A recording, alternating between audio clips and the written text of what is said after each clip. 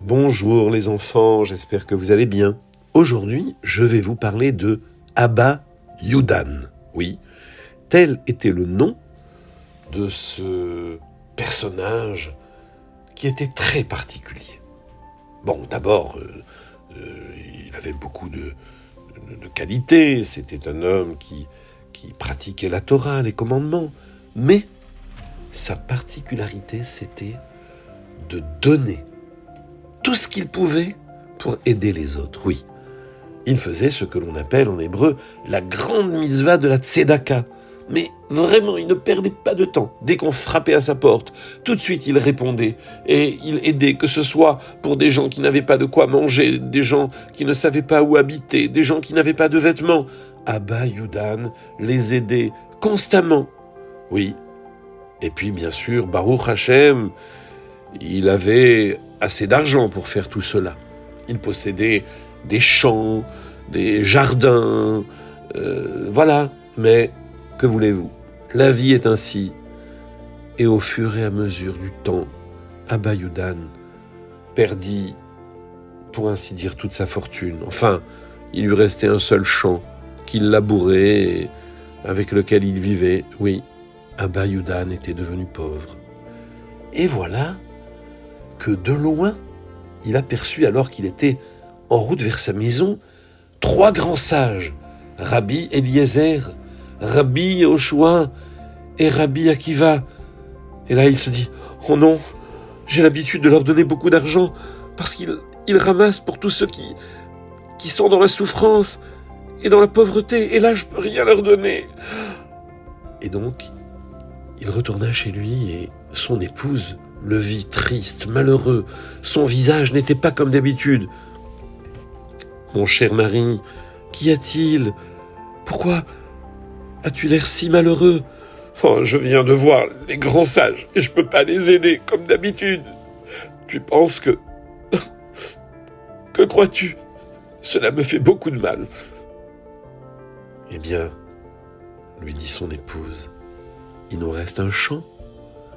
Tu n'as qu'à vendre la moitié et donner cet argent à Rabbi Eliezer, Rabbi Yehoshua et Rabbi Akiva. Tu es d'accord, ma chère épouse ? Tu es d'accord pour que nous vendions la moitié de notre champ ? Oui, bien sûr, absolument. Et on se contentera de l'autre partie. L'essentiel est qu'on puisse continuer à vivre, même si ça va être difficile. Oh, je te remercie, tu es extraordinaire.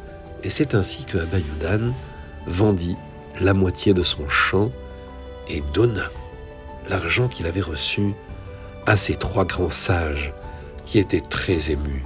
Oui, très émus, parce que ils avaient compris d'où venait cet argent et qu'il avait dû vendre la moitié de son champ. Alors ils le bénirent, oui, Rabbi Eliezer et Rabbi Yehoshua et Rabbi Akiva.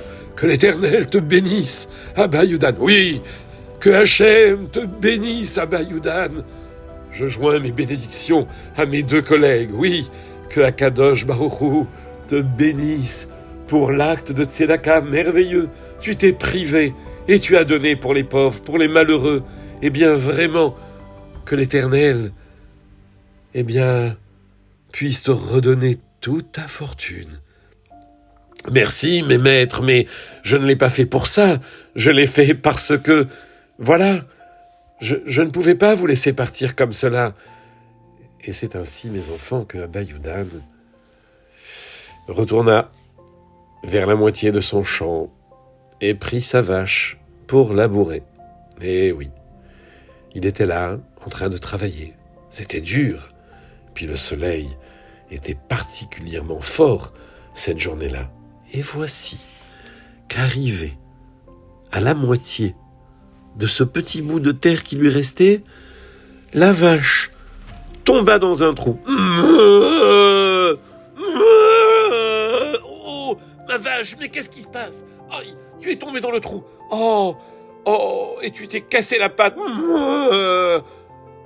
Ah, écoute, je vais t'aider, je vais te relever. Ne t'inquiète pas. Et Abba Yudan, qui était généreux non seulement envers les êtres humains, mais envers toutes les créatures et envers les animaux, essaya d'aider cette pauvre vache qui était tombée dans le trou et qui avait cassé sa patte. Et il descendit carrément pour l'aider à remonter. Et là, aïe, oh, mais qu'est-ce que c'est que ça? Il regarda, mes enfants, et dans ce trou dans lequel la vache était tombée, il y avait, oui, tenez-vous bien mes enfants, il y avait des pièces d'or de tous les côtés. Oh, d'où elles venaient, peut-être. Elles étaient là depuis des centaines d'années. Et la Torah autorise, lorsque on trouve un trésor, eh ben, c'est un cadeau de Dieu. Bien sûr, on doit tout faire pour savoir si ça appartient à quelqu'un, mais là, justement, c'était là depuis très très longtemps. Et donc, c'est Dieu qui venait de faire un cadeau à Abba Yudan. Oui, mes enfants. Et c'est ainsi que Abba Yudan put racheter des champs, des maisons, et encore des moutons, et des vaches, et il était devenu à nouveau très très riche. Bien sûr, il regardait sa femme, son épouse, la tzadékette, avec un grand sourire, et lui dit « Quel beau conseil tu m'as donné, regarde, Dieu désire à nouveau que nous puissions faire la tzedaka. » Voyez-vous, Abba Yudan ne dit pas « Hachem a fait de telle sorte que nous allons à nouveau vivre avec de l'aisance et... » Non, pas du tout. Sa principale préoccupation, c'était que cette nouvelle richesse allait lui permettre d'aider. Et d'ailleurs, c'est ce qui s'est passé parce qu'un jour, les 3 grands sages revinrent et là, ils virent un homme qui travaillait. « Est-ce que c'est ici qu'habite Abba Yudan ?»« Abba Yudan ? Vous voulez dire notre maître Abba Yudan ? Enfin, voyons, c'est pas Abba Yudan, c'est Abba Yudan, le grand propriétaire, à qui appartiennent tous ces champs et toutes ces terres que vous voyez. »« Abba Yudan ?